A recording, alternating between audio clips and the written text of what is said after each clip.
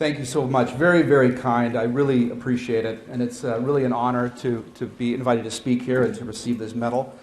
I've learned so much during the time that I was learning Thomism myself from thinkers associated with the University of St. Thomas here. And whether that's to their credit or blame, maybe you can decide after the talk's over. But one thing that's hard to believe, though, is that you brought up the waiter story.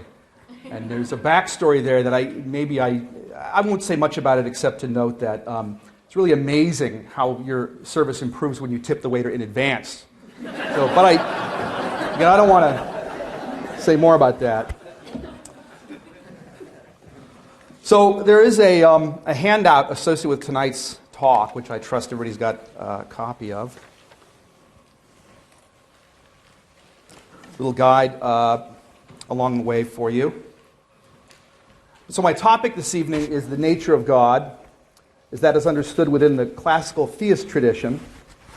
And I'll also say something about how that understanding differs from what Father Brian Davis calls the theistic personalist conception of God, and which the Protestant philosopher Norman Geisler has also aptly labeled the neo-theist conception of God.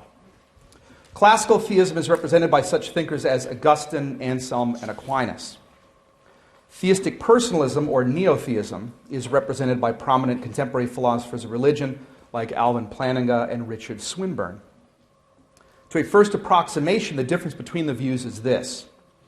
For the theistic personalist, the way to start working out the nature of God is to begin with the idea that God is a kind of person, like us, but without our limitations.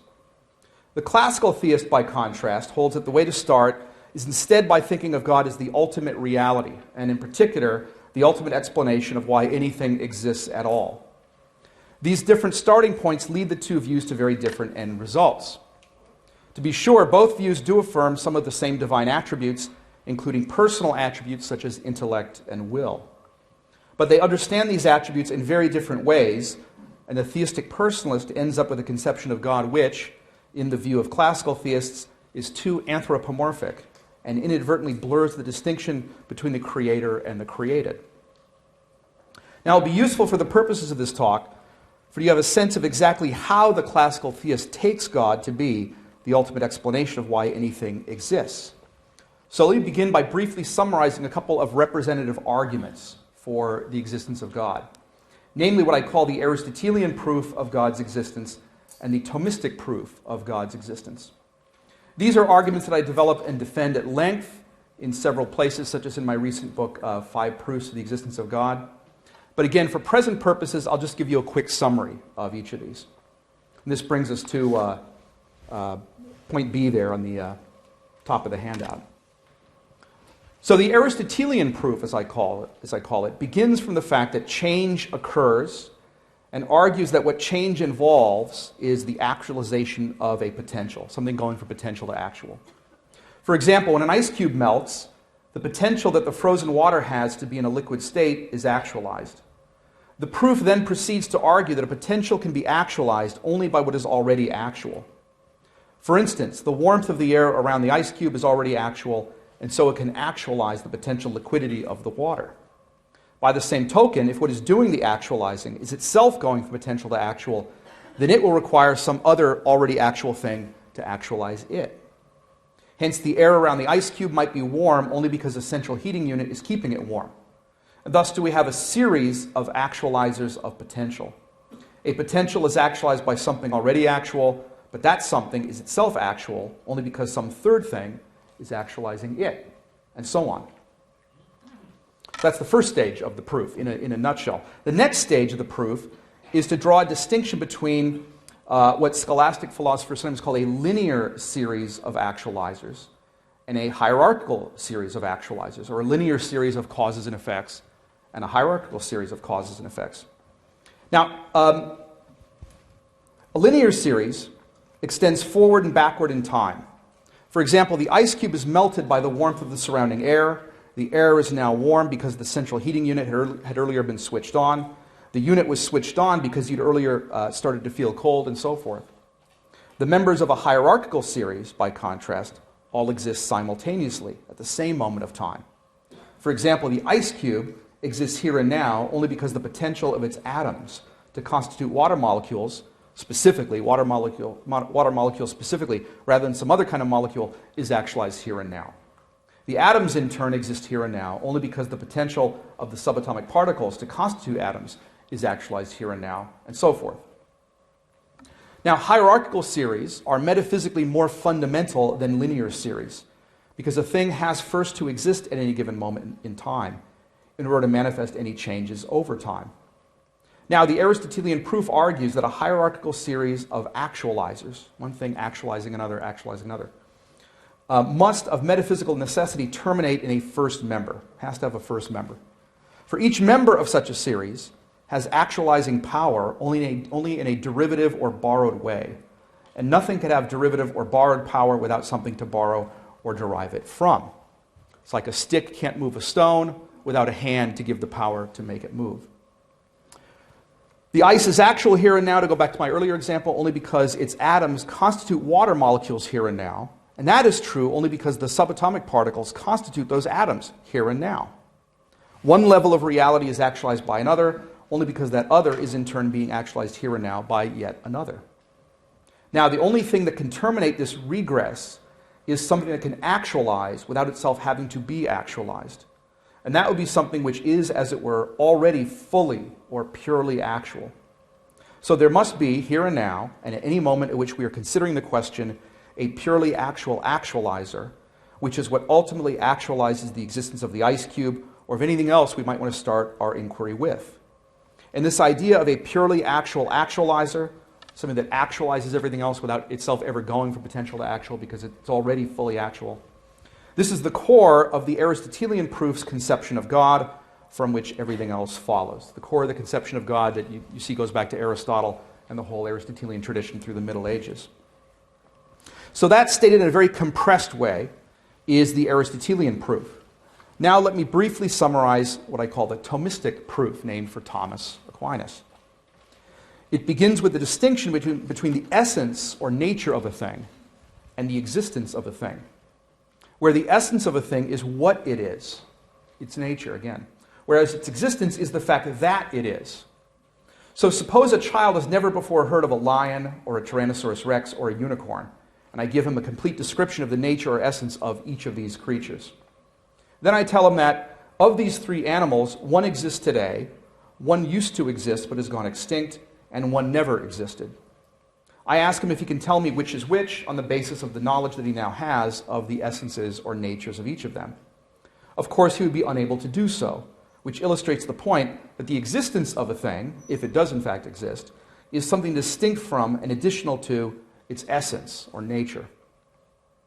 Now, that's the first stage of the proof. And then the proof proceeds from there to argue that anything whose essence or nature is distinct from its existence must have existence imparted to it or added to it from outside by something that already exists. And this is true at any moment at which it exists, and not merely at the moment in the past when it was first generated.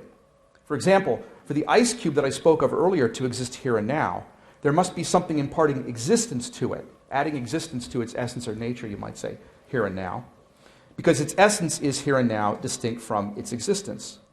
But if what is imparting existence to it here and now is itself something whose essence or nature is distinct from its existence, then it too will require something to impart existence to it here and now. As with the Aristotelian proof, what we have here is a hierarchical as opposed to a linear series. And as with the Aristotelian proof, the series cannot go on to infinity because each member described so far has only borrowed or derivative causal power.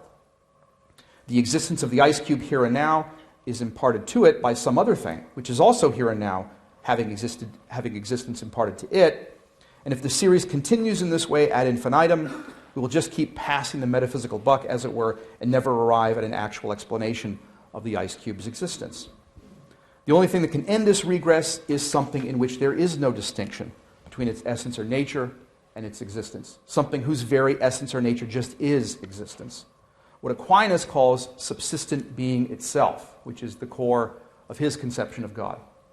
And so the ice cube, or anything else with which we begin our inquiry, can exist here and now, only if, either directly or indirectly, it has existence imparted to it here and now by a cause, which is subsistent being itself. This is the core of the Thomistic proof's conception of God, from which everything else we say about God follows. Now, on analysis, it turns out that anything that is subsistent being itself, when you unpack what that would entail, would also have to be purely actual. And anything that is purely actual would have to be subsistent being itself. And so the Aristotelian proof and the Thomistic proof each arrive at the existence of one and the same divine first cause by different routes. Indeed, monotheism follows from the idea that God's essence and existence are identical and that he is purely actual. Because in order for there to be more than one instance or member of a kind or class of things, like more than one tree, more than one human being, more than one dog, or more than one God for that matter, there would have to be a distinction in each member between its essence and its existence, between its essence or nature, what it is on the one hand, and it's the fact that it exists on the other, and between the ways in which it is actual and the ways in which it is potential. That's what makes it possible to distinguish more than one member of a kind or class of things. For example, though they have the same canine essence in common, Fido and Rover can be distinct from one another because this essence is embodied in two different bits of matter. The matter that makes up Fido's body and the matter that makes up Rover's body. In general, matter is what differentiates different individual members of any class of physical things. But being material entails having potentiality. To be a material thing, physical object, entails having potentiality. For example, material things are always changeable in various ways. And to be changeable entails potentiality, since on Aristotle's analysis, that's just what change is. It's to go from potential to actual. So if something is purely actual and lacks potentiality, then it cannot be material. And in that case, you cannot distinguish one purely actual thing from another in the way you can distinguish one physical thing from another, way you can distinguish one dog from another, Fido and Rover, right? You recognize Fido and Rover as stereotypical dog names, right? Okay. I found out you cannot take that for granted anymore. I asked students, I was sort of getting a feeling, I asked my students, I said, you recognize these names as stereotypical dog names? And they, no, we've never heard that before. So another bit of cultural heritage is going down the memory hole. But anyway, that's where I get these names. Okay. Or consider angels, which are not physical things. Gabriel and Michael, for example, share the same angelic essence or nature, but they can nevertheless be distinct angels because the existence of Gabriel is distinct from the existence of Michael. You've got the same angelic nature, they belong to the same genus anyway, but the existence of one is distinct from the existence of the other. So the distinction between the essence or nature of a thing and its existence allows us to distinguish more than one angel. For Aquinas, this essence-existence distinction is what makes it possible for there to be more than one instance or member, even in theory, of a kind or class of immaterial things, non-material things, angels. But if in some thing there is no distinction between its essence and its existence, if its essence or nature just is existence, then there's no way to distinguish different instances of that kind of thing. In short, without an actuality-potentiality distinction in God, or without an essence-existence distinction in God, there can be no way, even in theory, for there to be more than one thing that has the divine nature. Hence, there cannot be more than one God, not even in principle. Okay, so this is all very compressed, of course. But again, I'm here merely summarizing lines of argument that I develop in considerable detail in my book, 5 Proofs of the Existence of God. I know it's very tacky of me to keep referring to the book as if I'm trying to sell copies. It would be even tackier if I were to hold the book up and show you what it looks like. It's just unforgivable. I wouldn't do that. But if I were trying to sell books, believe me, I wouldn't start out by spelling out the essence, existence, and act potency distinctions. I mean, that's not exactly good marketing. You're going to rush. I got to get a hold of that book. That's. If you're an insomniac, you might good bedtime reading. It'll cure you. Okay, but for those who want a more detailed exposition of those lines of argument, which I've had to compress, you can find them there. Now, what I'll be talking about this evening is the nature of this unique divine first cause and of his relationship to the world as this is understood within the classical theist tradition. Again, thinkers like Thomas Aquinas, St. Augustine, St. Anselm, but also Maimonides in the Jewish tradition, Avicenna in the Islamic tradition. And the whole tradition traces back to the ancient Greeks, people like Aristotle and Plotinus. The topic is a very large one, and again in 5 proofs, I devote a chapter of about 80 pages to it, essentially a small book within the larger book. Naturally, I cannot here cover all the ground that I cover there, so I'll focus on just a few key issues. In particular, I will talk about what's called the doctrine of divine simplicity, about God's omnipotence, or his being all-powerful, and his omniscience, or being all-knowing, and also about the doctrines of divine conservation and concurrence, the idea that the world only exists from moment to moment because God keeps it or conserves it in being, and that anything only ever happens in the world, causes only ever produce effects in the world, say, because God concurs with or acts along with all created things. However, investigating the nature of God and of his relationship to the world requires the application of three general philosophical principles. So let me first say a little bit about those, and that brings us to Roman numeral 2 there on your handout. Okay, so the first of these three background principles is sometimes known as the principle of proportionate causality. Principle of proportionate causality, which states that whatever is in an effect must be in its cause in some way, insofar as a cause cannot give what it does not first have to give. To be more precise, the principle holds that whatever is in some effect must be in its total cause, the whole collection of factors that went into producing it, in some way or other, whether, as Aquinas puts it, whether formally or virtually or eminently. So what does all that mean? A simple example will illustrate the idea. Suppose I give you a $20 bill. Your having it is the effect. That's the effect. You now are in possession of $20 you didn't have before. Now, one way in which I could cause you to have it is by virtue of having a $20 bill in my wallet and handing it to you. That's the simplest and most straightforward way in which what's in the effect is first in the cause. You might say that I have the form or fit the pattern of possessing a $20 bill, and I cause you to have the same form or to fit the same pattern. That would be a case of what is in the effect being in the cause formally. It's in the effect and it's first in the cause in a formal way. That is to say, the cause fit the same pattern, had the same form as the effect comes to have.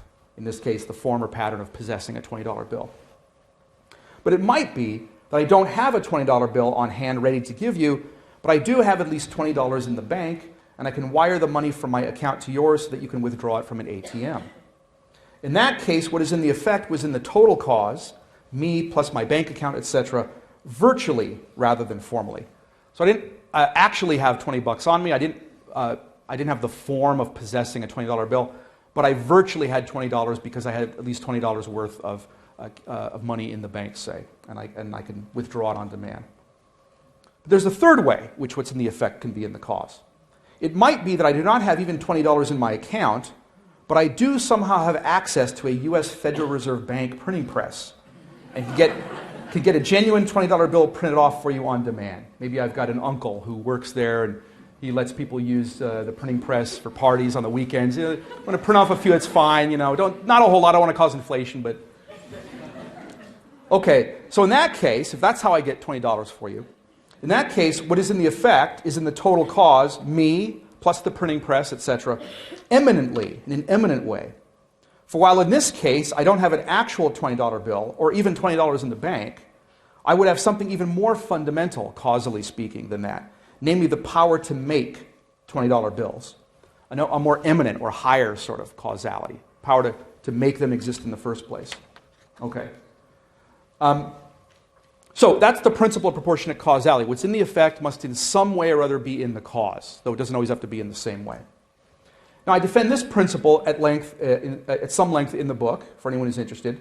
It follows straightforwardly from another set of principles that Thomists and other classical philosophers often defend, namely the principle of causality and the principle of sufficient reason, both of which I also defend at length in the book. So the principle of causality, basically one way to formulate it, my preferred way of formulating it, is to say that whenever something goes from potential to actual, there must be something already actual that makes that happen.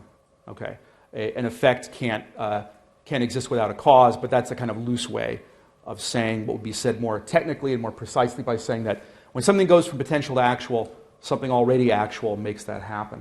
And then the principle of sufficient reason tells us that for anything that exists or occurs, there must be some reason or explanation sufficient or adequate to account for it. Okay, so I defend these principles in the book as well, and the principle of proportionate causality follows from them. Why? Because if there were some aspect of an effect that didn't come from its total cause, then that would involve potentiality that was actualized without anything doing the actualizing, and that would violate this principle of causality. It would be an aspect of the effect that lacked any explanation, and that would violate the principle of sufficient reason. So again, I say a lot more about all this in the book, but for present purposes, suffice it to note that what I have to say about the nature of God and his relationship to the world is going to presuppose this principle of proportionate causality. Okay, so that's one background principle. A second key background principle that'll be doing work in what follows is what Aquinas and other scholastic philosophers call the thesis agere sequitur esse, pardon my Latin pronunciation. It's Latin for action follows being. The basic idea being that what a thing does, how it acts, necessarily reflects what it is. For example, eyes and ears function differently because they're structured differently. Plants take in nutrients, they grow, they reproduce, while stones do none of these things because the former are living things and the latter are inanimate, and so on. The thesis that action follows being can be understood as an application in the context of what Aristotelian philosophers call formal causes, of the basic idea that the principle of proportionate causality expresses with respect to efficient causes. An efficient cause is what brings about the existence of something, or brings about a change in something. The principle of proportionate causality tells us, again, that whatever is in the thing that changes or comes to exist must in some way have been in the total set of factors that brought about this change or existent. In this sense, the effect cannot go beyond its cause. Now, a formal cause of a thing is the nature of the thing, that which makes it the kind of thing that it is. For example, being a rational animal, you could say, is the nature of a human being. The characteristic attributes and activities of a thing flow or follow from its nature as kind of a byproduct. As, for example, the use of language follows or flows from our nature as rational animals. And the principle that action follows being, that what a thing does reflects what it is, basically says that these attributes and activities cannot go beyond that nature any more than an effect can go beyond its efficient cause. Hence, a stone cannot exhibit attributes and activities like nutrition, growth, and reproduction because these go beyond the powers of a stone. Anything that could do these things wouldn't be a stone in the first place. It would be a living thing of some kind. Now, this principle that action follows being, like the principle of proportionate causality, follows from the principle of sufficient reason. If an effect could go beyond its total efficient cause, then the part of the effect that went beyond it would have no explanation and be unintelligible. And similarly, if a thing's activities could go beyond its nature, if what it did could go beyond what it is, if, for example, a stone could take in nutrients or use language, then this activity would lack an explanation and be unintelligible. And that would violate principle of sufficient reason. Now, I say more about this principle as well in the book, but for present purposes, suffice it to note that this is a second principle that I'll be presupposing in what follows, that action follows being. Finally, a third background principle presupposing what follows is Aquinas' notion of the analogical use of terms, as opposed to the univocal and equivocal uses of terms. So when I say, for example, that Fido is a dog and Rover is a dog, I'm using the term dog univocally, or in the same sense. When I say there was a bat flying around the attic and I swung the bat at it, when I utter those two sentences, I'm using the term bat equivocally, or in completely different and unrelated senses. There's no connection at all between the word bat used to talk about a baseball bat and the word bat to talk about the animal flying around your attic. Now, the analogical use of terms is an intermediate kind of usage. When I say, when I utter the sentence that this wine is still good, and the sentence, George is a good man, I'm not using the term good in exactly the same sense, since the goodness of wine is a very different thing from the goodness of a man. Unless you're a cannibal, I suppose. But barring that, the two uses are not utterly different and unrelated either. The goodness of the one is analogous to that of the other, even if it's not exactly the same thing. We say that the wine is good and George is a good man. We're saying that there's something in George that's analogous to the goodness of the wine, even though it's not exactly the same thing. There's a connection there that there isn't when you're talking about equivocal terms, like the two senses of the word bat. Now, another example, a more philosophical example, when we speak of the being or reality of different kinds of thing, we are once again using terms in an analogical way. For example, consider a substance and its attributes, such as, for example, a stone and the color and shape of the stone. The stone would be the substance, the color and shape would be attributes of the stone. Now, both the stone on the one hand and its color and shape on the other are real. They have being. They're not fictions. But the reality of the latter is not the same as that of the former. The color, shape, and other attributes exist only in the stone which has them, whereas the stone itself does not in the same sense exist in another thing. Attributes modify and depend on substances in a way that substances don't modify or depend on anything else. But neither is the reality of a substance and that of its attributes totally unrelated. It's not as if substances are real and attributes unreal, the way that something that is a bat in the sense of a stick used in baseball is a non-bat in the sense of a flying mammal. Hence, they have being or reality not in either univocal or equivocal senses, but in analogical senses. Okay? So substances and attributes are both real, but not in exactly the same way, though the difference is not as different as the two senses of bat. So the notion of analogy captures this middle ground kind of usage of terms. Now, when we predicate various attributes to God, we say God has power, God has knowledge, goodness, and so on. We need to understand these terms too in an analogical rather than univocal way. At least that's the position taken by certain classical theists like Thomas Aquinas. We are, for the Thomist, the follower of Thomas, saying that there is in God something analogous to what we call power in created things, something analogous to what we call goodness in us, and so forth. Note that we aren't saying that God is only metaphorically powerful, good, and so forth. That's not the claim. Analogical language of the sort that I'm talking about here is literal. A man and a bottle of wine are both literally good, and a substance and its attributes are both literally real. But the terms are nevertheless not being used in a univocal way, not in a strictly identical sense. So analogy in the sense in which it's operative in Aquinas is not to be confused with metaphor. Now, the topic of analogy is also a lot more complicated than that, and once again, it's something I say a lot more about in the book. The point for present purposes is just to note that Aquinas' thesis that theological language should be understood in an analogical way is a third principle that will be presupposed in what follows. Okay, so this brings us then to Roman numeral 3 there. With these background ideas in place, the principle of proportionate causality, the principle that action follows being, and the idea of the analogy of being, let's turn to the question of what we can deduce concerning the nature of the God whose existence is established by arguments like the Aristotelian and Thomistic proofs. What are the attributes of God? What can we know about him beyond his being the cause of the world, etc.? And now let's begin with the doctrine of divine simplicity, which is the hardest of all the attributes to understand, paradoxical as that sounds. As I like to tell my students, God is extremely hard to understand because he's so simple. That sounds paradoxical, but it's not, because I'm using the term simple in different senses there. The doctrine tells us that God is absolutely simple in the sense that he is in no way composed of parts of any kind, whether physical parts or metaphysical parts. He is non-composite. He's not made up of stuff. He's not made up of atoms. He's not made up of molecules. He's not made up of matter and form. He's not made up, even, however, of more rarefied distinctions. He's not a composite of substance and attributes or of essence and existence, not made up or composed of parts of any kind.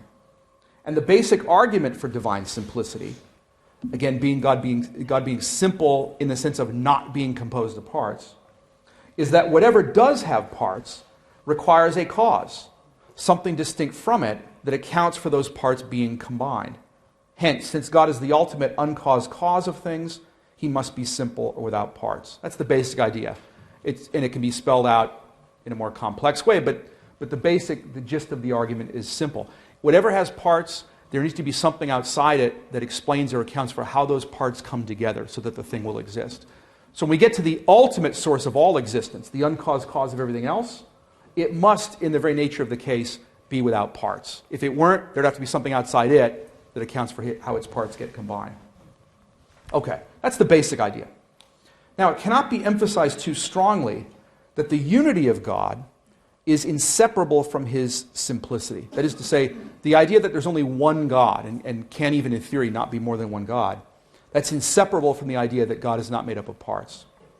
For if there were in God parts like essence and existence, if there were in God a distinction between his essence or nature on the one hand and his existence on the other, or between the ways in which God is actual and the ways in which God is potential, then there could in principle be more than one God, for the reasons I indicated earlier, that distinction between different members of a category follows upon the essence, existence, and act potency distinctions.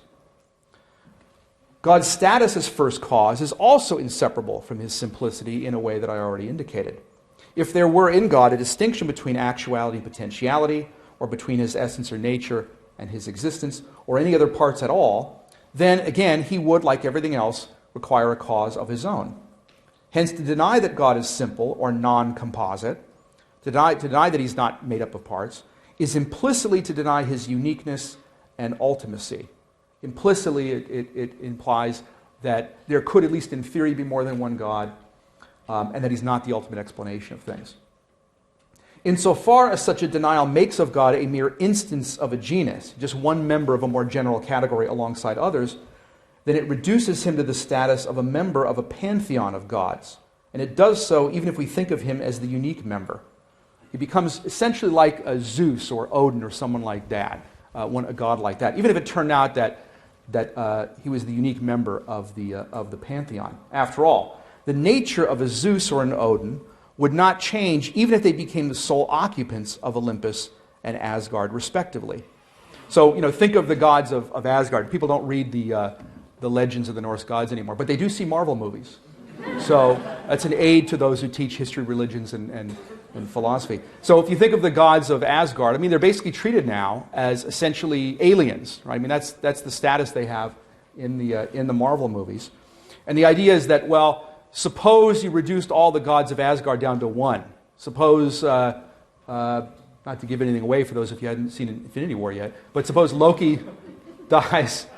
Well, it's at the beginning, so I didn't spoil much, right? But he's died before, and he keeps coming back, so he'll probably be in the next one. But anyway, so Loki, suppose Thor doesn't die, but suppose he did, and Odin died. He died in the Thor Ragnarok. So anyway, suppose Thor is the only Asgardian left, right? Well, we have monotheism. Well, no, because there could in principle be more than one such being. And as long as there could in principle, you don't really have theism in the strict sense, not classical theism, and so you wouldn't have monotheism. Okay, that's a bit of a digression. So, now, insofar as such a denial of divine simplicity, as to say, insofar as such a denial makes of God yet one further thing in need of a cause, because he would need something to explain how his parts get together, it reduces him to the level of a creature, of a created thing.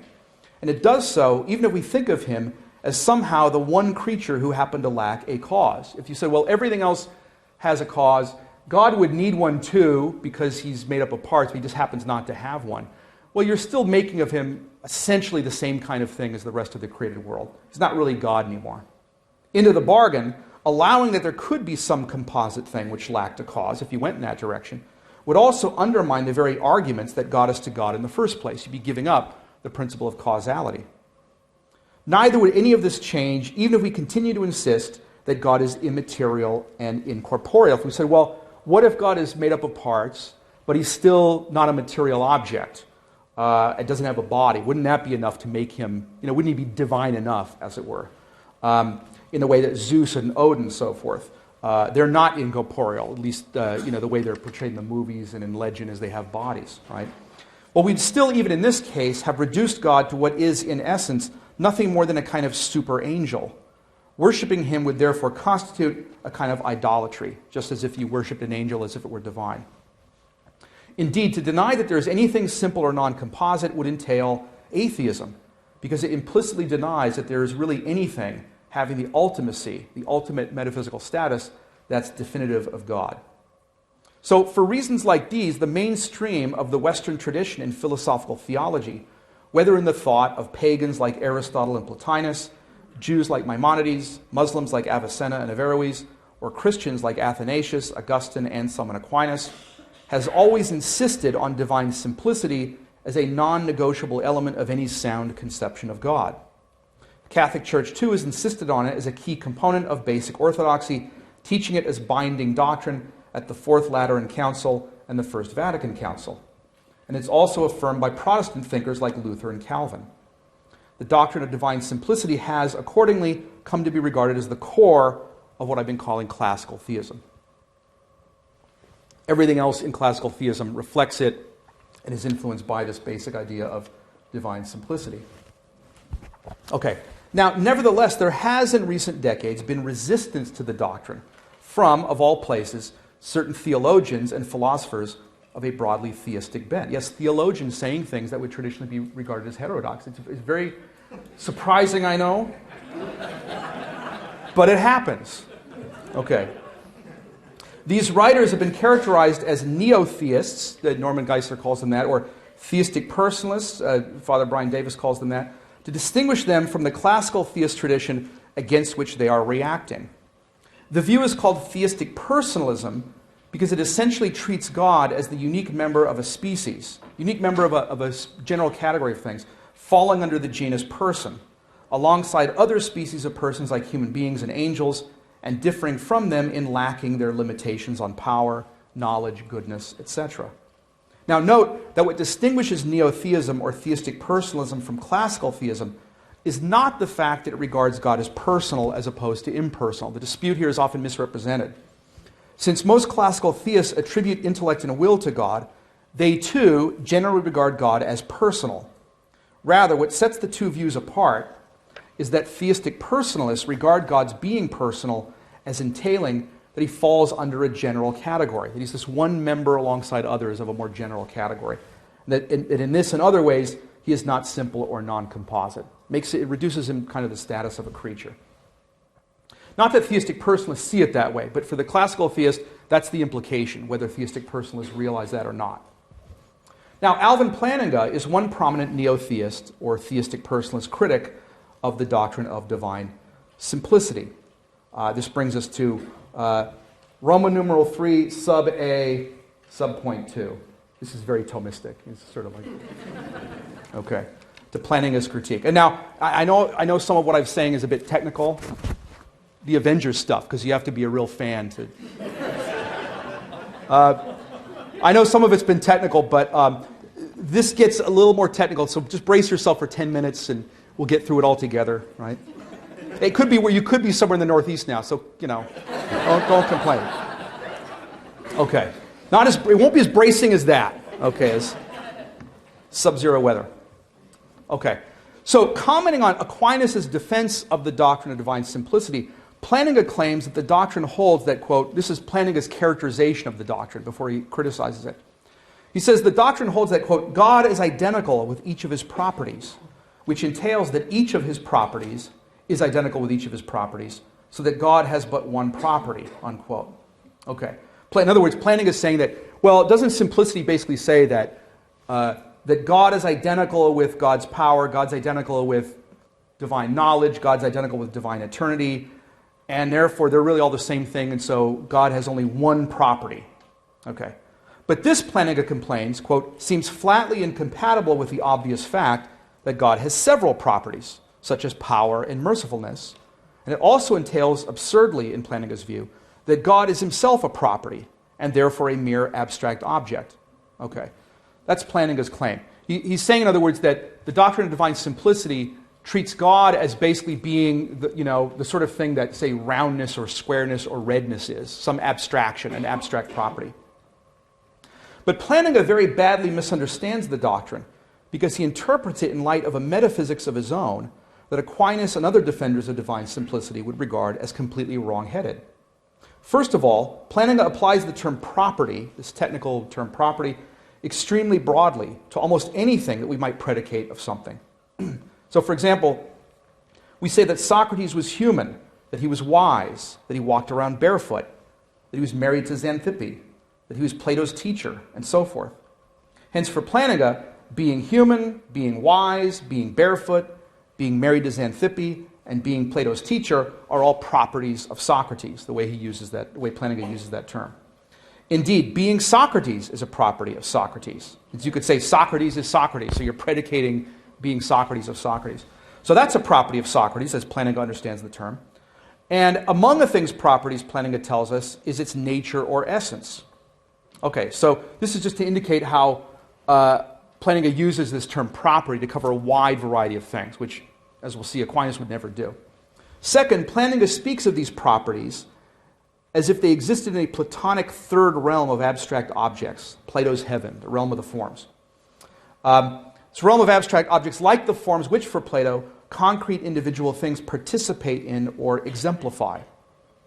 Third, Planninga interprets predications of properties to God and to created things in a univocal way. So when we say that Socrates is wise and that God is wise, the word wise is, in Planninga's view, to be understood in the same sense in both cases. Now, given all these assumptions that Planninga makes, it's no surprise that the doctrine of divine simplicity seems highly problematic to him. Power and knowledge, for example, are distinct things in us. Hence, if God has power and knowledge in exactly the same sense that we have them, how could his power and knowledge also fail to be distinct, contrary to what the doctrine of divine simplicity says? If God is identical to his power, and power is a property in Planninga's sense, then how could God fail to be a property himself? And if properties, as Planninga uses that term, are Platonic abstract objects like Platonic forms, then how could God fail to be an abstract object, a Platonic form of some sort? Okay, so that's Planninga's critique of the doctrine of divine simplicity. But Aquinas and most other classical theists would reject each of Planninga's metaphysical assumptions. First of all, and as we've seen, when we predicate knowledge or power to God, we are, for most classical theists, not using the terms power and knowledge in the same sense as when we predicate knowledge or power to human beings or to other created things. Rather, we are saying that there is in God something analogous to what we call knowledge in us, something analogous to what we call power in us, and so on. Hence, though what we call knowledge and power in us are certainly distinct, it doesn't follow that what we call knowledge and power in God must be distinct, because the latter are not exactly the same as the former, even if they are related. To be sure, Planninga does briefly discuss the idea that language about God is to be understood analogically rather than univocally, but unfortunately he badly misunderstands that claim as well. For one thing, he characterizes Aquinas' view as the thesis that, quote, our language about God is analogical rather than literal, unquote. That's how Planninga characterizes Aquinas. But as I emphasized above, as I emphasized earlier in the talk, the analogical use of language in question in Aquinas' account, those are literal uses of language, not metaphorical uses. Non-univocal does not entail non-literal. Being non-univocal does not entail being non-literal. For another thing, Planninga supposes that the analogical use of language is intended as a way to understand the claim that God is a property, and he finds that claim implausible, even so understood. So he thinks, well, Aquinas wants to say God is a property, and he wants to make this intelligible by appealing to the doctrine of analogy. That's not that's not what Aquinas is doing. Neither Aquinas nor any other classical theist would say in the first place that God is a property, whether property is understood univocally or analogically. The thesis is simply a straw man of Planninga's own devising, so that his inability to find a plausible way of reading it is neither here nor there. Now that brings us to a second point, which is that Aquinas and other classical theists simply would not accept Planninga's assumptions about what an essence is or what a property is. For one thing, it's simply far too crude to lump together all the various kinds of predications we might make of a thing. We say someone's wise, someone's tall, someone's the teacher of Plato, etc. Indiscriminately to apply to all of them the same label, namely the word properties, and then treat them as if they were on a metaphysical par, as if they were all referring to the same kind of thing. Rather, we need to draw a number of distinctions. For example, we need to distinguish the essence or nature of a thing from its properties, the properties that flow from it. We need to distinguish its properties from its merely contingent accidents. So, for example, we'd say that using language as a property of being a human being, it follows from being a rational animal, from being a human being. Whereas being red-headed or blonde is a contingent feature. It's not a property. It's not proper to all human beings, in other words. We need to distinguish the intrinsic accidents of a thing from its mere relations, the relations it bears to a thing. So the intrinsic or built-in features of it, such as the fact that I have brownish hair, versus relations I bear to other things, like the fact that I'm 6 feet away from a certain person, say. Okay, we need to distinguish all these things, and Planninga doesn't do that. He runs them all together and just applies the label properties to all of them. Okay, so for example, The essence or nature of a human being is his rational animality. A capacity to find things amusing, by contrast, is not the essence, or even part of the essence of a human being, but is nevertheless a property of human beings in the sense that it is proper to human beings to be able to find things amusing insofar as that capacity flows or follows from their being rational animals.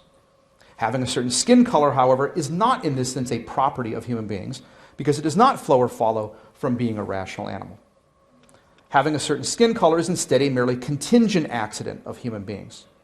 It is, however, an intrinsic accident insofar as having a certain skin color is something inherent in a human being himself rather than merely a matter of his being related to something else in a certain way, like being 6 feet from someone is, to use my earlier example.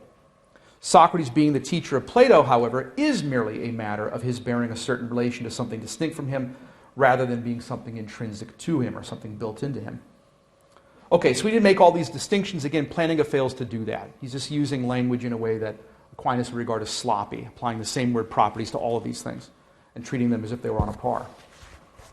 For another thing, as Aquinas and many other classical theists understand them, the essence of a thing, its properties, and its intrinsic accidents, contingent and otherwise, are not entities external to it.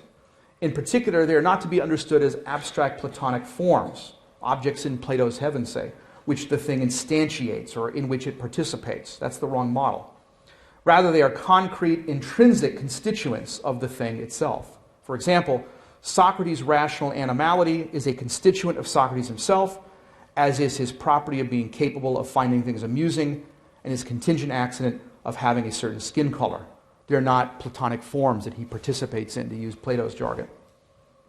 Now, since Planninga tends to assimilate these very different aspects of a thing under the single blanket label properties, in his sense of the word property rather than Aquinas' sense, and he treats these properties as if they were Platonic abstract objects or Platonic forms, his interpretation of the doctrine of divine simplicity does make it sound very odd indeed.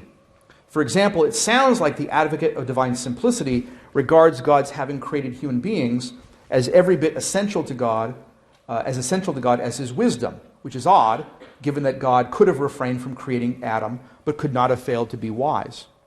And it sounds like the doctrine of divine simplicity, insofar as it identifies God with his wisdom, his power, etc., is making of God an abstract object.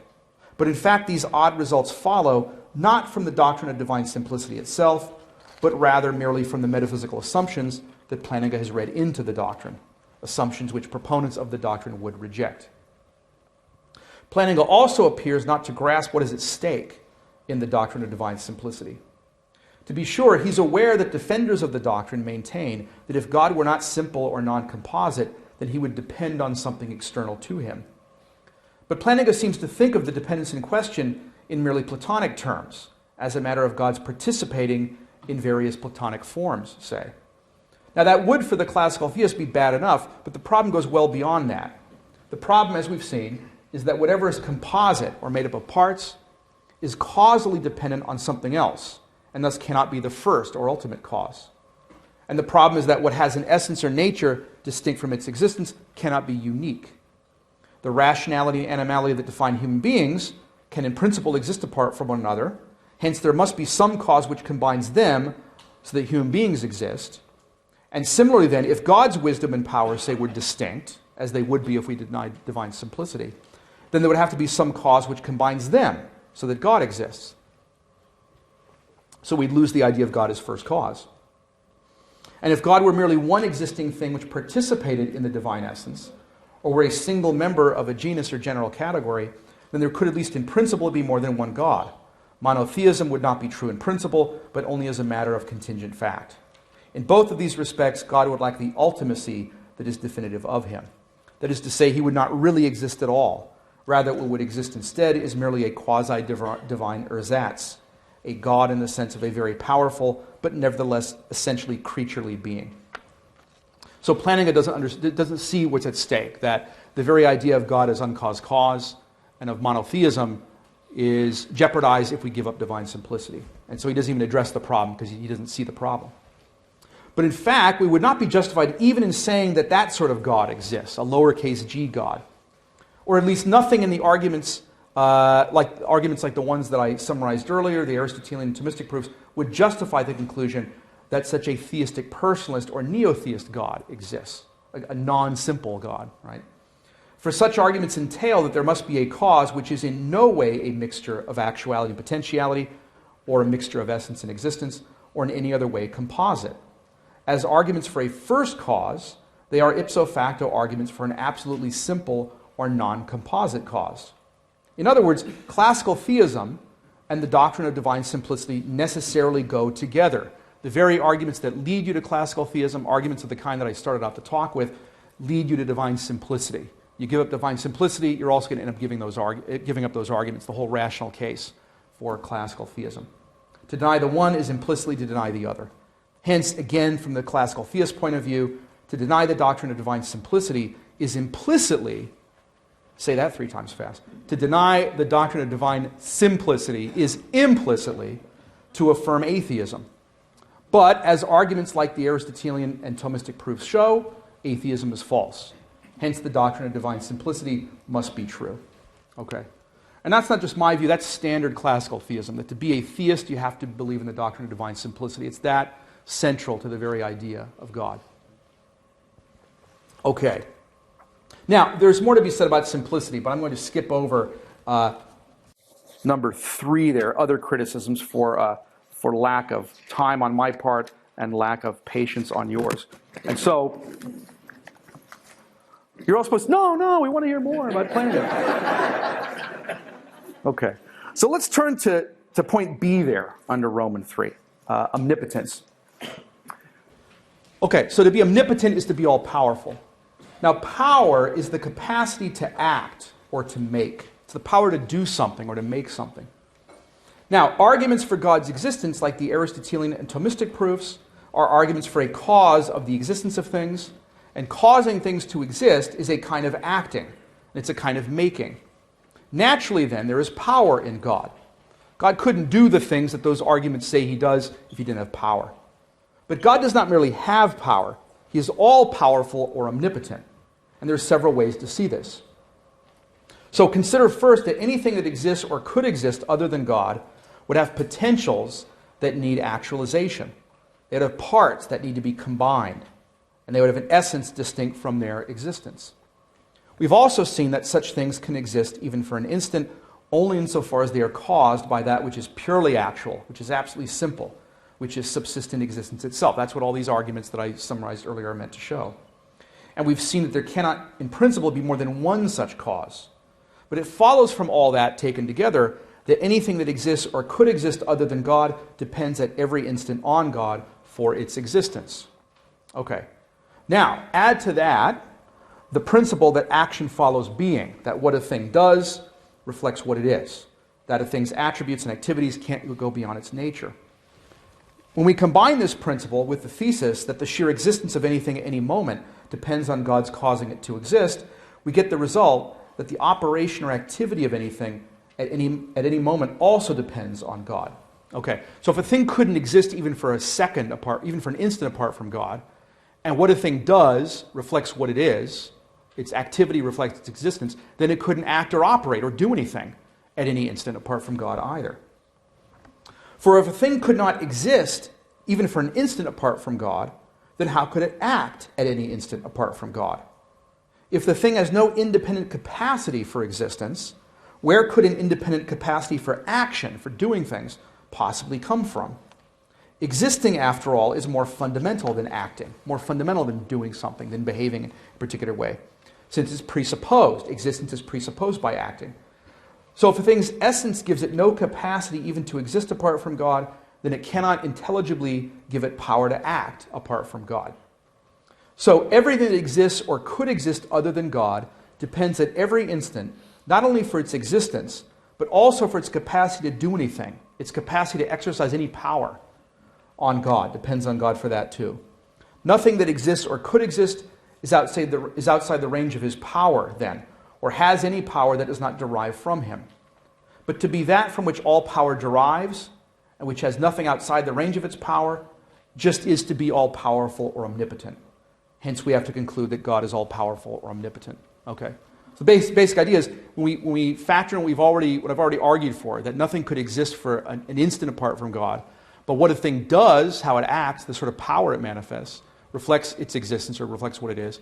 If something can't exist for an instant apart from God, it can't do anything, can't exercise any power apart from God. So the source of everything's power is from God. And if you're the source of all power, there's a clear sense in which you're all powerful. That's the argument.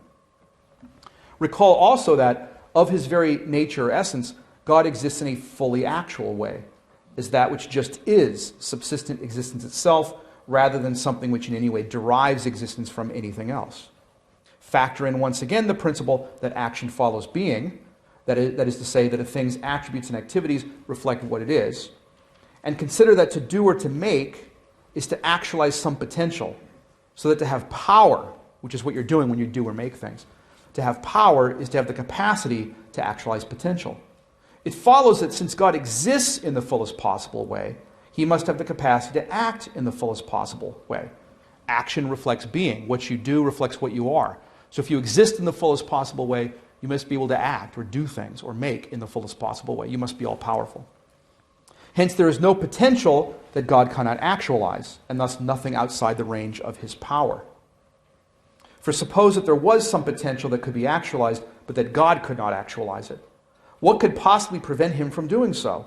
What could prevent him from acting in that particular possible way if he exists in the fullest possible way, given the principle that action follows being, that what a thing does reflects what it is? So whether we start with God's effects in the world and work back to his nature, or we start with his nature itself and work forward to his attributes, we arrive at the same result, namely that God is all-powerful or omnipotent. Okay. Now let's turn to omniscience, or being all-knowing. As with omnipotence, so too with omniscience, we can show that God possesses it either by working backward from his effects to the nature of their cause, or by working forward from God's nature.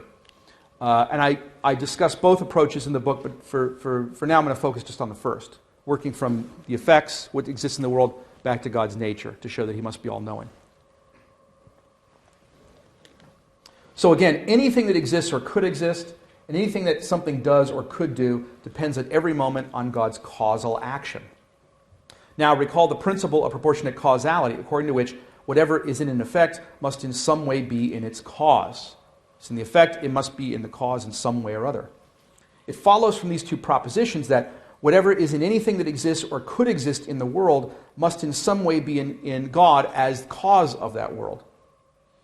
So in some way or other, colors, sounds, shapes, sizes, spatial locations, atomic structures, chemical compositions, surface reflectance properties, nutritive powers, locomotive capacities, long-winded lecturers, and every other feature of everything that exists or might exist, whether mineral, vegetable, animal, human, or angel, must exist in God. All those exist in the effects, in the world that God's keeping going from moment to moment, so they must in some way pre-exist in God. Now, obviously, these features cannot exist in God in the same way that they exist in those effects. For example, God cannot be of a certain color, shape, or chemical composition, because these are all essentially features of material objects, and God is not material. Because he has no potentiality, and material things all have potentiality, so God must not be a material thing. But God's being immaterial is not the only reason that these features cannot exist in him in the way that they do in other things.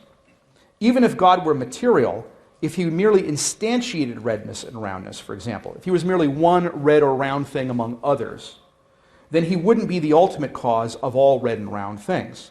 For in that case, his own redness and roundness, being mere instances of universal forms or patterns, would themselves require explanation just as much as other instances do. And the same thing is true of any features that angels who are immaterial might possess. If God merely instantiated those features, meaning if he was just one instance or example among others of something that had those features, like intelligence or what have you, then he couldn't be the ultimate cause of all things which have those features. Okay, so in these different ways, what exists in the effect must exist in the cause, so redness, roundness, and all the rest must exist in God, but they can't exist in God in the same way in which they exist in the world of physical objects or even in the world of angels. They've got to exist in God in some other way. That's what these last few points have been about. Now, the Thomist would argue that redness, roundness, and other universals are real. That is to say, nominalism and conceptualism, the alternatives to realism, are false. The view that universal patterns are just creations of the human mind, for example, Thomism rejects that. But following Aristotle, Thomists also argue that where universals don't exist in the concrete individual things which instantiate them or exemplify them, then the only other way they might exist is as concepts or ideas in an intellect. There is no Platonic third realm for them to be denizens of. There's no Platonic heaven. These are all claims that I defend at length again in the book. So if redness, roundness, and all the other universal forms are patterns that everything that exists or might exist exhibit, don't exist in God in the way in which they exist in the concrete individual things which instantiate them, then the only other way in which they can exist in God is as concepts or ideas in an intellect. But again, they must exist in him in some way, given the principle of proportionate causality. So it follows that they exist in him as concepts or ideas in an intellect. And so we have to attribute intellect to God, mind to God. Okay. In summary, the basic idea here, a lot more to be said, but the basic idea, what's in the effect must be in the cause. Roundness, redness, all these general patterns are part of the effect, the world that God makes. So they must exist in God. But redness and roundness and all these other physical features can't exist in God the way they exist in chairs and in tables, because God's not a physical object. The only way they can exist in him is as concepts or ideas, universal patterns analogous to the kind that an artist might have in his mind before he paints a picture, say. That's the idea. Okay.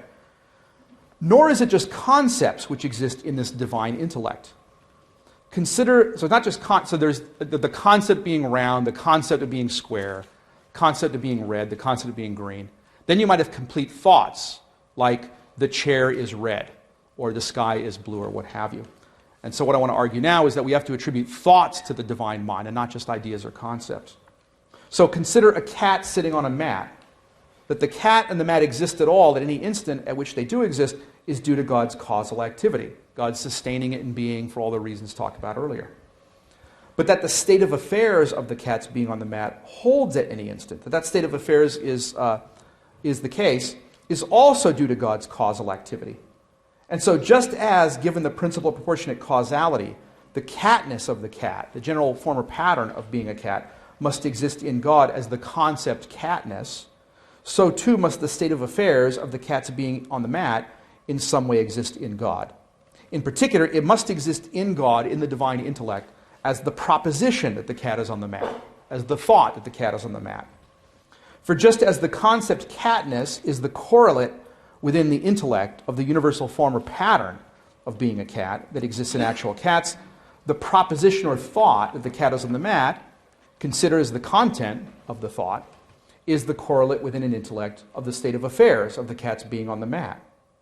And just as the concept of anything that might exist would have to be in God's intellect, so too must the proposition or thought corresponding to any state of affairs that might obtain exist as thoughts in the divine intellect, since these states of affairs can obtain only insofar as God causes them to. Okay, so working from the nature of the effect to the cause, we have to attribute not only concepts but also thoughts or propositions to God. And so we have to say God is something like an intellect. Now I'm going to qualify these claims in a moment. Some of your red lights are going off in your minds already. I'm going to qualify this. We're going to come back to the reasons why. But naturally, among the states of affairs that obtain are the state of affairs that the proposition that the cat is on the mat is a true proposition, and the state of affairs that the proposition that unicorns exist is a false proposition. And so thoughts corresponding to these states of affairs will also have to be among those that are in the divine intellect. That is to say, there is in the divine intellect the thought that, quote, it is true that the cat is on the mat, the thought that, quote, it is false that unicorns exist, and so forth. Furthermore, since everything that exists or might exist other than God, and every state of affairs that obtains or might obtain other than God's existence depends on God's causal activity, all propositions about such things will be true or false only because God causes the world to be such that these propositions are either true or false. God, in other words, is like an author who comes up with a story in a single instantaneous flash of insight. Such an author can hardly be mistaken about whether a certain character exists in the story, or about whether such and such a situation involving the character occurs in the story. Nor could the author be mistaken at that instant about whether, at that instant, he has framed the story in just that way. Similarly, God can hardly be mistaken about whether he is causing such and such things to exist or such and such states of affairs to obtain. and thus he can hardly be mistaken about whether such and such things really do exist or such and such states of affairs really do obtain. Okay, so I'm arguing for God's infallibility, the infallibility of his knowledge. Now, of course, the analogy is not perfect. A human author might go on to forget some of the details of the story that he's come up with. But that's because the human author exists in time, transitions from one cognitive state or thought to another, knows what he knows in part by virtue of brain processes which can malfunction, and is otherwise subject to forces outside of his control which might cause him to forget. None of those things is true of God, who is immaterial, immutable, and omnipotent, and also outside time and space and all kinds of other attributes we haven't got into here. So the analogy with the author is not meant to be an exact analogy, but merely a suggestive one. Now, on the standard philosophical account of knowledge, one can be said to know some proposition P, whatever P is. One can be said to know a proposition P when A, one thinks that P is true, B, P really is true, and C, one thinks that P is true as a result of some reliable process of thought formation. That's the standard account of knowledge. You know a certain statement or proposition is true. If again you think it's true, it really is true, and the reason you think it is true is because that thought arose from some reliable process of thought formation. Now, each of these conditions, or rather, keeping in mind the doctrine of the analogy, something analogous to each of these conditions is true of God, so that we have to attribute knowledge to God. That's what I've been building up to here. So again, consider the proposition that the cat is on the mat. We have seen that there must be in the divine intellect the thought that, quote, it is true that the cat is on the mat. And so condition A obtains. God does have this thought, okay? And it really is true that the cat is on the mat, precisely because God is causing that to be the case. And so condition B on knowledge obtains. Not only does God think it's true, it really is true. And furthermore, there can be no more reliable way of determining whether some proposition P is true than being able to make it the case that it is true. The author in our example certainly has a reliable way of finding out whether a certain character exists in his story, insofar as he is the one who decided to put the character in the story in the first place. He doesn't have to read his book, gee, I wonder what I wrote. This will be great. He knows it just from knowing his own mind. So since the cat is on the mat only insofar as God himself causes it to be the case that the cat is on the mat, God certainly has a reliable way of finding out, if you want to put it that way, whether such a proposition is true. And so condition C on knowledge, arising from a reliable process, obtains as well. And so God can be said to have knowledge, as he fulfills all these traditional philosophical conditions on knowing something. Now, what is true of the proposition that the cat is on the mat is true also of every other proposition about what things exist or might exist, and what states of affairs obtain or might obtain.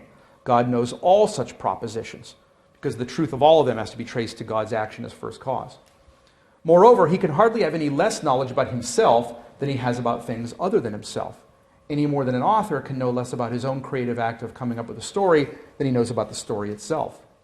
Of course, a human author might not know certain other things about himself, such as what is going on at that moment, at any particular moment in the interior of his body. But that is because a human author is composed of parts. His intellect is a distinct thing from his digestive system, or circulatory system, or muscles, or bones, or what have you.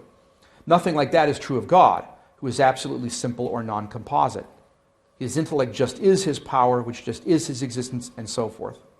Now, if God has knowledge of all propositions about himself and of everything else, then he has all knowledge. He is omniscient. Okay, now come the qualifications. Because the analogical use of terms is crucial to a proper understanding of God's knowledge. I've spoken of various concepts and propositions existing in the divine intellect, but obviously they cannot exist there in exactly the same sense in which they exist in our intellects. For in our intellects, they exist as distinct thoughts, and there cannot be any such distinctions in God consistent with his simplicity.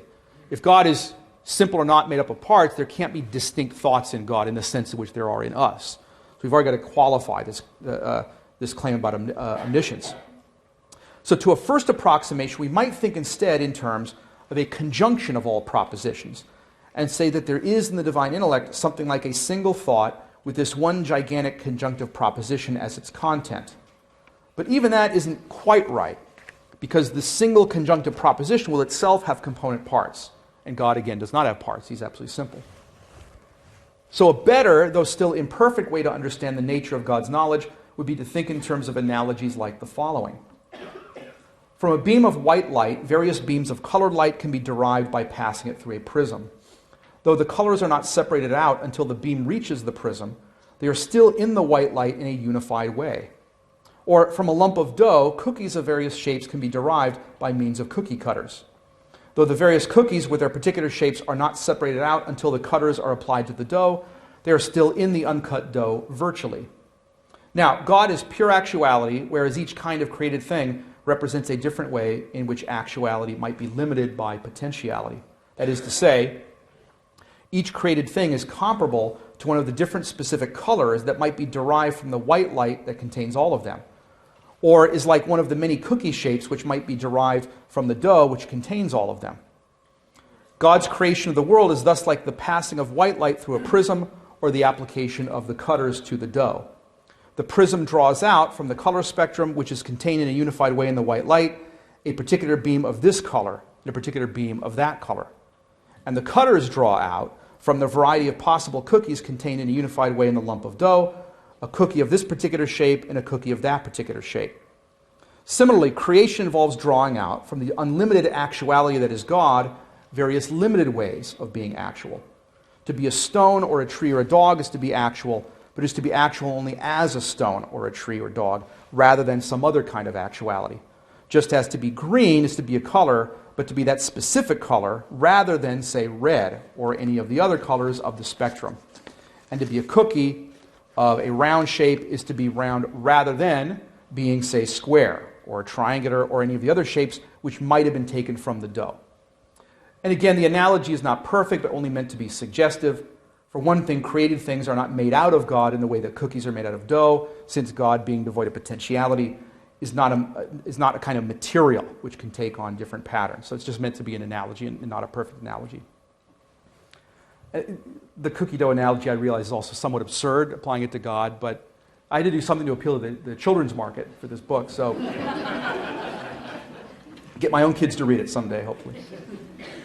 Okay, now, just as if you knew the white light perfectly, you would know all the colors which could be derived from it, and if you knew the lump of dough perfectly, you would know all the shapes which might be carved out of it, so too, perfectly to know that which is pure actuality would entail knowing all the various limited ways of being actual which might be derived from it. And that is how God knows all the various kinds of finitely actual things which exist or might exist. By virtue of perfectly knowing himself is that which is pure or unlimited actuality. By knowing that, he knows all the sort of secondary or limited kinds of actuality that might be derived from him by virtue of his being their cause. That is not to say that his knowledge is exactly like that of someone who grasps the nature of white light or of dough, but it is analogous to that. And even if the analogy is imperfect, that is only to be expected, given how very far beyond its normal sphere of operation reason has to push when seeking ultimate explanations. Okay, now finally let me briefly get to our last Roman numeral here, say something about God's relationship to the world. The Aristotelian and Thomistic proofs that I started out the talk with show that nothing that is distinct from God could continue in existence even for an instant if God were not sustaining it in being. It thereby establishes what is known as the doctrine of divine conservation, according to which the world would be instantly annihilated in the absence of divine causation. It would blink out. Creation is not a one-time event that occurred at some distant point in the past. It's occurring at every moment. This is really a key point. It's often misunderstood. People think that to say that God exists and to give an argument for God as cause of the existence of the world is essentially to trace the series of causes back in time to a beginning point, to a Big Bang, say, and to say that God caused the Big Bang, right? Which would, of course, lead to the question, well, that's great, God, I appreciate it, what have you done for me lately, right? Well, from Aquinas' point of view, God is the cause of the world in that sense, but that's not the fundamental sense in which God is cause. Because even if the world had always existed without beginning, even if there were no Big Bang, Aquinas would say there would still have to be God as cause of the conservation of the world, is what keeps it going from moment to moment to moment to moment, and apart from which the world would simply blink out. And that would be true even if the world had no beginning in time. So whether the world had a beginning in time for Aquinas, that's a secondary matter when it comes to divine creation. Fundamental is God's being the cause of the conservation of the world in existence. Now, the argument also thereby answers the rival thesis, sometimes called the thesis of existential inertia, according to which at least some of the things that make up the world once they exist, tend to continue in existence on their own, at least until something positively acts to destroy them. It's analogous to the inertia of motion. So the idea of inertia in physics is the idea of an object that will, when an object set in motion, will tend to remain in rectilinear motion until acted upon by an outside force. So the idea of existential inertia is that once an object exists, it will continue to exist under its own steam, wouldn't need a divine cause. This is often posed as kind of a rival thesis to the sort of claim Aquinas would make, that the world has to be conserved by God. If something has this kind of existential inertia, then it's claimed that it need not be conserved in being by God. Now, one problem with this thesis is that its proponents never explain exactly what it is about a material object or any other contingent thing that could give it this remarkable feature. It's merely suggested without argument that things might have existential inertia, as if this were no less plausible than the claim that they are conserved in being by God. Another problem with the thesis is that no material thing, nor any other contingent thing, possibly could have such a feature as existential inertia. And the reason is that all such things are composite. They're made up of parts.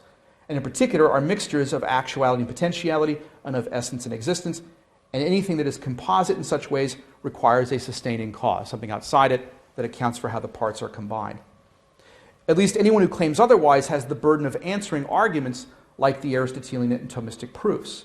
Merely suggesting that things might have existential inertia is not to answer such arguments, but simply to ignore the arguments.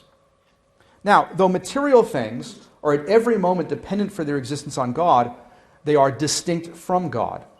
This follows from the fact that they are composite, or made up of parts, whereas God is simple. They're mixtures of actual and potential, whereas God is pure actuality. And they have essences or natures distinct from their existence, whereas God just is subsistent existence. That's his entire nature.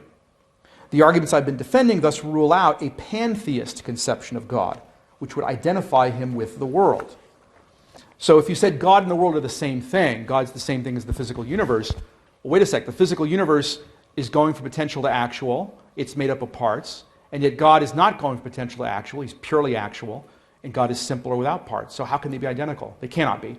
So the conception of God that the classical theist works out rules out pantheism, rules out any attempt to identify God with the world, to collapse God into the world. The arguments also rule out what's called a panentheist conception of God, according to which God is not identical with the world, but is still present in the world in such a way that he is changed or altered by it. As I argue in my book, 5 Proofs, given that God is pure actuality and absolutely simple, he must be immutable or unchanging, and so not altered by the world, the way panentheism says.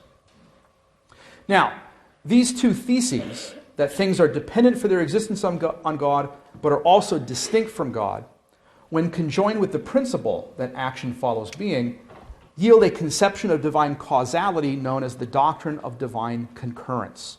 Doctrine of divine concurrence.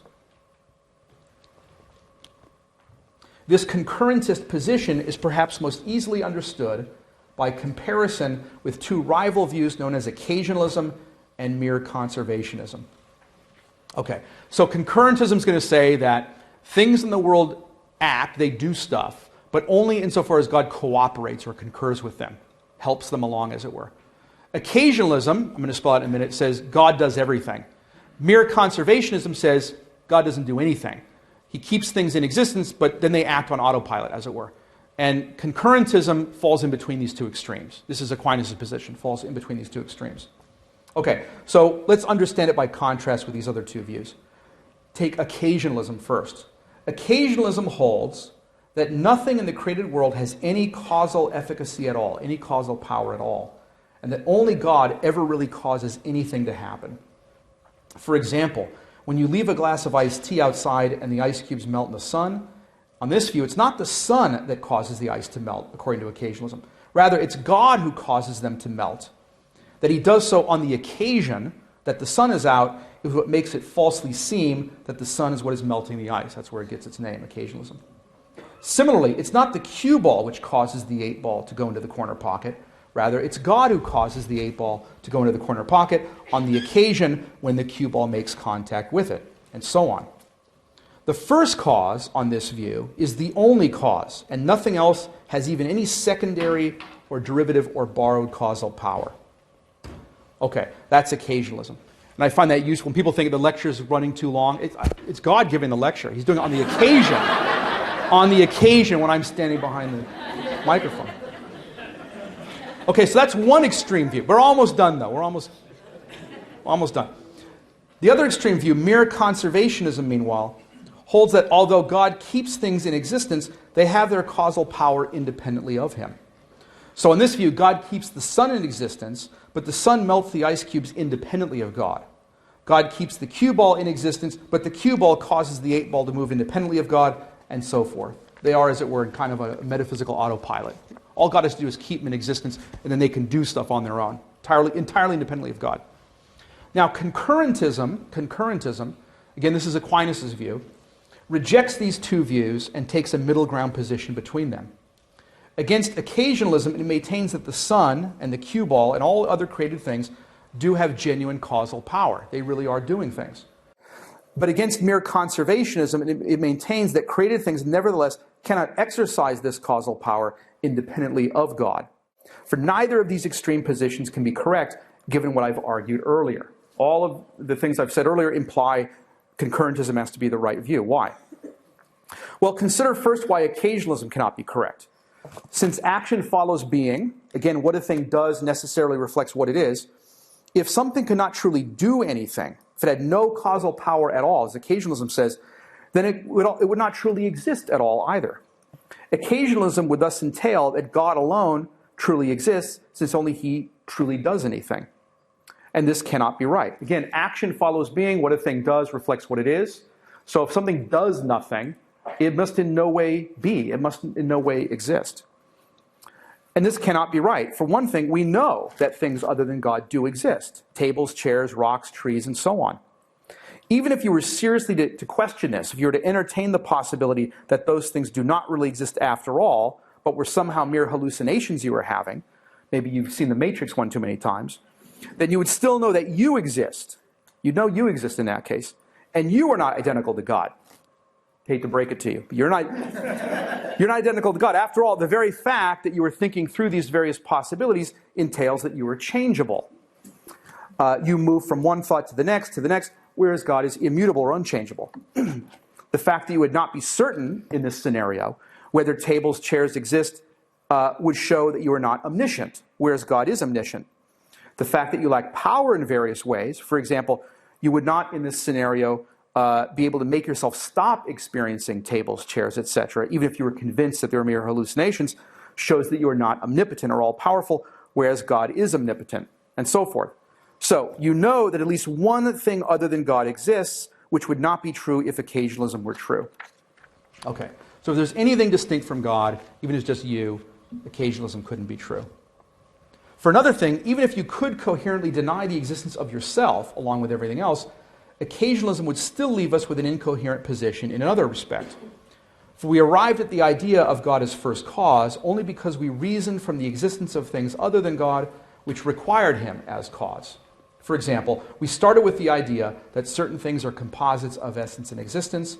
We inferred that there must be something that causes these component parts to be combined, and we deduced in turn that the ultimate cause must be simple or non-composite. So if we now say that God alone exists, we would be abandoning the very grounds that led us to affirm the existence of God as first cause in the first place. We'd be abandoning the foundation. Okay, there are things that didn't have to exist. God must be the cause of them. Well, if we say there really is nothing other than God, we've eliminated the starting point of the very argument that got us to God. Okay. It would be like someone who slowly and carefully climbs a ladder, then pulls out a ray gun and blasts it out from under him. He would fall to the ground, making his cautious ascent entirely pointless. Okay, so occasionalism can't be right. Now let's consider why the opposite extreme view, mere conservationism, I borrowed the label from Fred Freddosa at Notre Dame, why that view cannot be correct. Since action follows being, again, what a thing does necessarily reflects what it is. If something could do what it does independently of God, that is to say, if it had causal efficacy, causal power apart from any divine assistance, then it could also exist independently of God. We would be left with an essentially deist conception of God on which, even if God is the creator of things, they might carry on without him once created. And this too cannot be correct.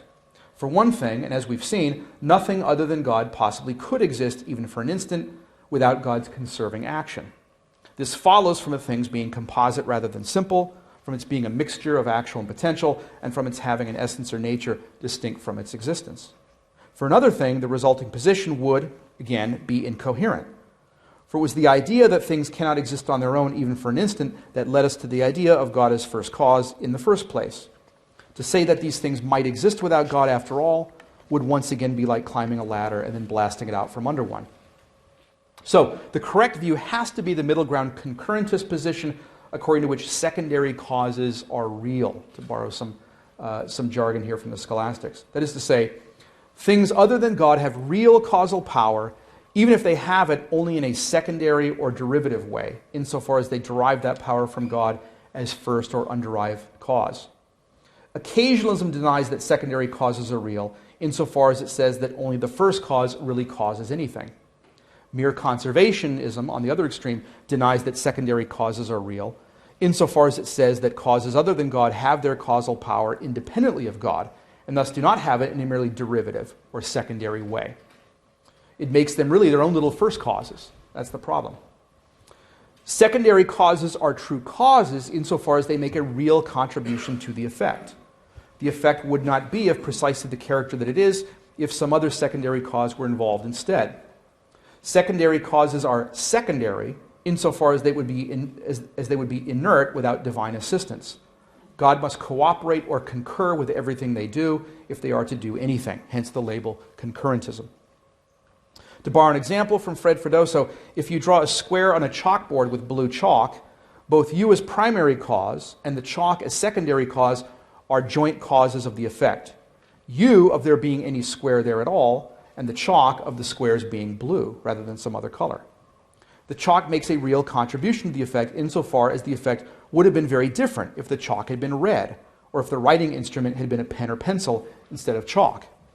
But no effect at all would have been produced had you not pressed the chalk against the board. So you have to cooperate with what the chalk is doing if the chalk is going to do anything. You have to concur with what it's doing if it's going to do anything. Or consider the moon, which gives light only insofar as it receives it from the sun. The moon makes a real contribution to the effect insofar as its appearance in the night sky would be very different if the soil on its surface had a different color, or if it were in other respects made of a different sort of material. But it would give no light at all if there were no sunlight for it to reflect. God's concurrence with the secondary causes he conserves in existence is analogous to your relationship to the chalk or to the sun's relationship to the moon. Now, among the secondary causes, just to close out here, among the secondary causes with which God must concur, if they are to have any efficacy, are human beings. Does this entail that we lack free will? No. This is a long topic, a big topic, but just to address it very briefly, I mean, one paragraph, okay? Which I'm going to read very slowly so you understand it. Okay, so does this entail we lack free will? No. To borrow an example from David Oderberg, consider a father teaching his young son how to write letters by guiding the child's hand. The child who does not yet know how to write an A, for example, will not be able to do so unless he allows his father to guide his hand in the right direction. The child could resist the father's guidance and move his hand in the wrong direction, or he could submit to that guidance and allow it to be moved in the right direction. There's nothing in the father's guidance per se that rules out either possibility. Hence, the child's free choice of whether to resist or submit makes a real contribution to the effect. All the same, the effect, the letter A appearing on the page, will not occur without the father's guidance. Now, God's concurrence with our free actions is analogous to that. And it's just an analogy. It's not a perfect analogy, but it's suggestive. Okay. With that, however, God has ceased concurring with my own continued speaking. And so I will end at that point. Thank you for your attention.